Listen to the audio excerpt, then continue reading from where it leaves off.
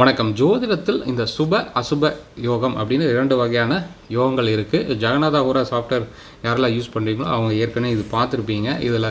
இது விதி என்ன அப்படின்னா, லக்னத்துக்கு முன்னாடி பின்னாடி சுப கிரகங்கள் இருக்குது அப்படின்னா, அதாவது லக்னத்திலேருந்து 2ஆம் இடத்துக்கும் 12ஆம் இடத்துக்கும் சுப கிரகங்கள் இருக்குது அப்படின்னா அது சுபயோகம். அசுப கிரகங்கள் இருந்தால் அசுப யோகம். இது என்ன மீனிங் அப்படின்னா, இப்போ உதாரணத்துக்கு சிம்ம லக்னம், இப்போ லக்னத்துக்கு 2ஆம் இடத்தில் புதன் உச்சம், 12ஆம் இடத்தில் குரு உச்சம். இது சுப யோக அமைப்பை சேரும்.